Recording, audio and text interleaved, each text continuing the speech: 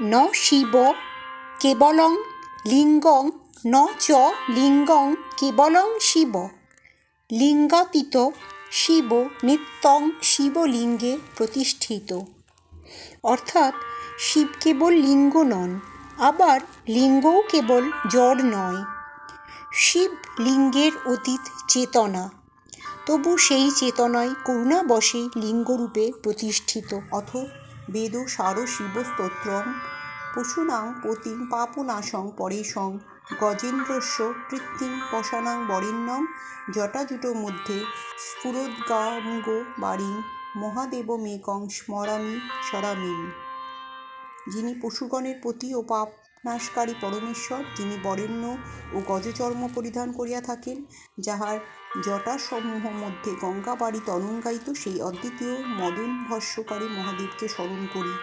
মহেশং সুরেশং সুরারাতিনাশং বিভুং বিশ্বনাথং বিভূতঙ্গভূষং বিরূপাক্ষ মৃদঙ্ক বহির্নীতিনেত্রং স্বরানন্দ বিভৈ প্রভুং পঞ্চবক্ত্রম। যিনি মহেশ্বর, দেবগণের ঈশ্বর এবং দেবগণের শত্রুনাশক, যিনি বিভু বিশ্বনাথ এবং ভস্য যাহার অঙ্গের ভূষণ, যিনি বিরূপাক্ষ এবং চন্দ্র সূর্য ও অগ্নি যাহার ত্রিনেত্র, সেই পঞ্চমুখ সদানন্দ প্রভুকে স্তুতি করি।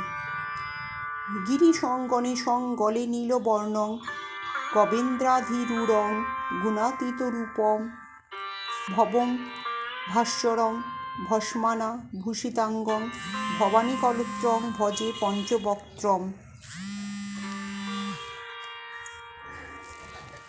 যিনি গিরিশ ও প্রমোদগণের পতি, যাহার কণ্ঠ নীলবর্ণ, যিনি বৃষভধ্বজে আরূঢ় ও গুণাতীত, যিনি ভবভাস্বর ভস্মভূষিতাঙ্গ এবং ভবানীপতি, সেই পঞ্চবদনকে ভজনা করি।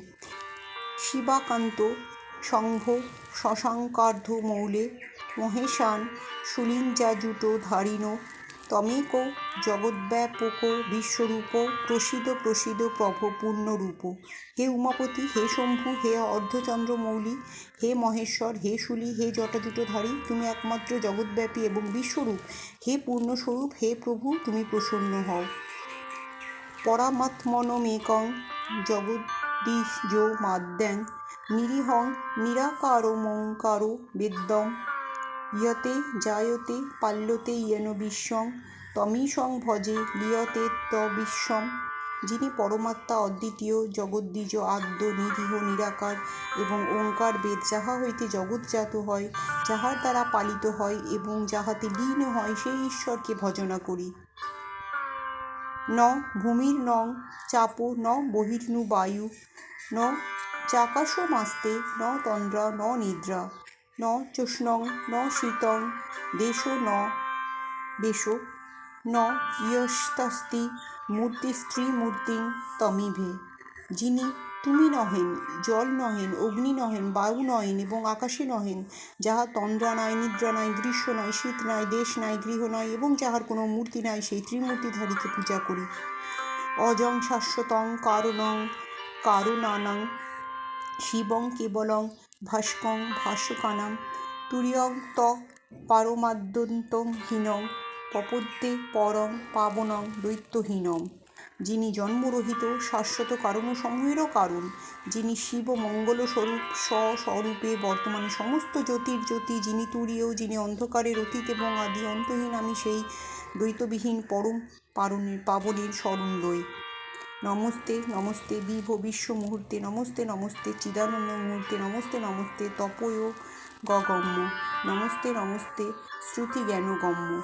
হে বিশ্বরূপধারী বিভু, তোমাকে বারংবার নমস্কার করি। চিদানন্দরূপী তোমাকে বারবার প্রণাম। তপস্যা ও যোগের অধিগম্য তোমাকে বারংবার প্রণাম। বেদজ্ঞানের দ্বারা জ্ঞেয় তোমাকে বারংবার নমস্কার প্রণাম।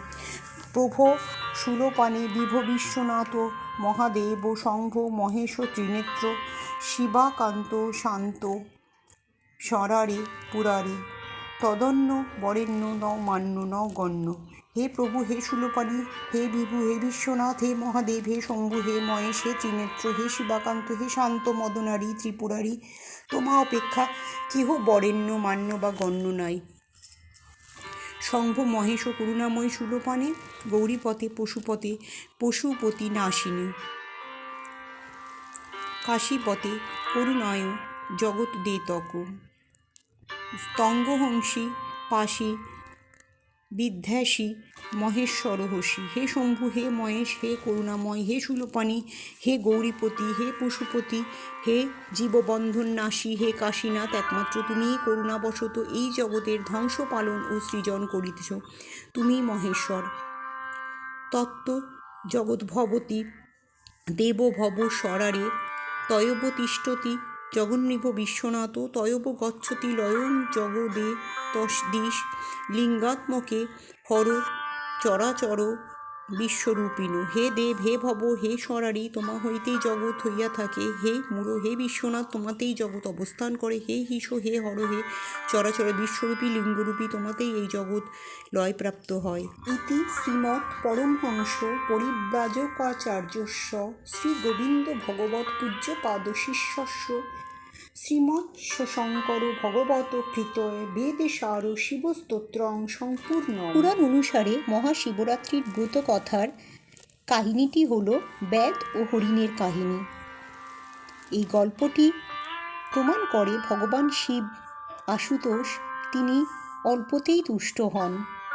জেনে বা না জেনে কেউ যদি নিষ্ঠা ভরে তার পূজা করেন, তিনি তাকে প্রাণ ভরে আশীর্বাদ করেন।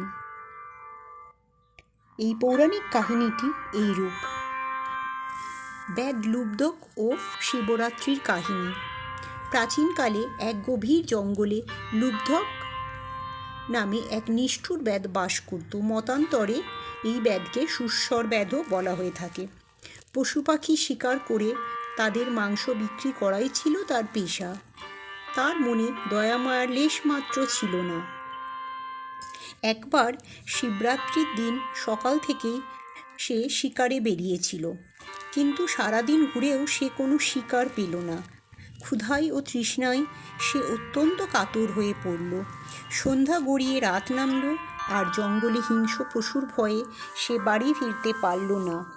আত্মরক্ষার জন্য সে জঙ্গলের একটি বেল গাছে আশ্রয় নিল। সেই বেলগাছের নিচেই ছিল একটি অনাদি লিঙ্গ অর্থাৎ শিবলিঙ্গ, যা শুকনো পাতায় ঢাকা পড়েছিল। বেদ তা জানতও না। রাত বাড়ার সাথে সাথে বেদের ক্ষুধা ও তৃষ্ণা বাড়তে লাগলো। শিকারের সুবিধার্থে এবং নিচের দৃশ্য পরিষ্কার দেখার জন্য সে একে একে বেলপাতা ছিঁড়ে নিচে ফেলতে লাগলো। এদিকে তার জলের পাত্র থেকে কিছুটা জলও চুঁইয়ে নিচে পড়ল। এভাবে অজান্তেই বেলপাতা এবং জল সেই ঢাকা পড়া শিবলিঙ্গের ওপর পড়ল, অর্থাৎ অজান্তেই তার শিব পূজা করা হয়ে গেল। শিবরাত্রির রাতে 4 প্রহরে 4টি অলৌকিক ঘটনা ঘটল। প্রথম প্রহরে একটি গর্ভবতী হরিণী সেই পথ দিয়ে যাচ্ছিল। বেদ তাকে মারার জন্য ধনুকে তীর যোজনা করতেই বেলপাতা ও জল নিচে শিবলিঙ্গে পড়ল। হরিণী মানুষের গলায় কথা বলে উঠল, হে বেদ, আমাকে মেরো না, আমি গর্ভবতী। আমার মৃত্যুর সাথে সাথে আমার সন্তানেরও মৃত্যু হবে। আমাকে বাড়ি ফিরে সন্তান প্রসব করতে দাও, আমি কথা দিচ্ছি ফিরে আসব। বেদের মনে কিঞ্চিৎ দয়ার সঞ্চার হলো, সে তাকে যেতে দিল। দ্বিতীয় প্রহর, কিছুক্ষণ পর আরেকটি হরিণী এলো। বেদ আবার তীর তুলল এবং অজান্তেই আবার বেলপাতা ও জল শিবলিঙ্গে অর্পণ হলো। হরিণীটি বলল, আমি বিরহী, আমার স্বামীকে খুঁজছি, আমাকে শেষবারের মতো স্বামীর দেখা পেতে দাও, আমি ফিরে আসব। বেদ তাকেও বিশ্বাস করে ছেড়ে দিল। তৃতীয় প্রহর, এবার একটি পুরুষ হরিণ অর্থাৎ মৃগ এলো।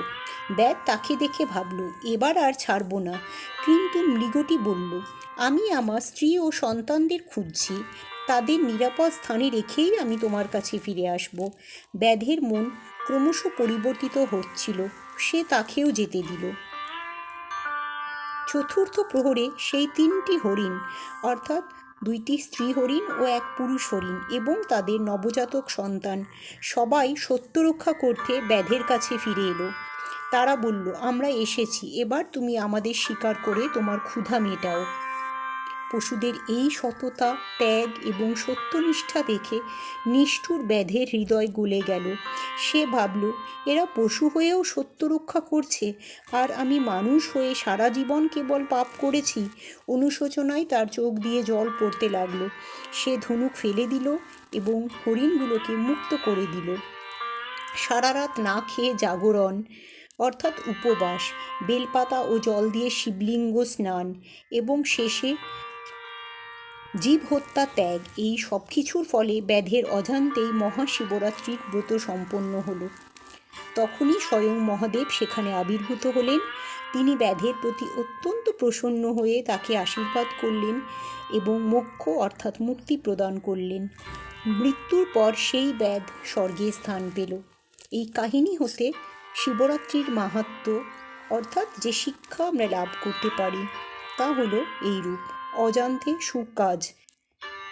ব্যাধ জানতো না যে সে শিবরাত্রির ব্রত পালন করছে, তবুও উপবাস, রাত্রি জাগরণ এবং শিবলিঙ্গে বেলপাতা অর্পণের ফলে সে পুণ্য অর্জন করেছিল।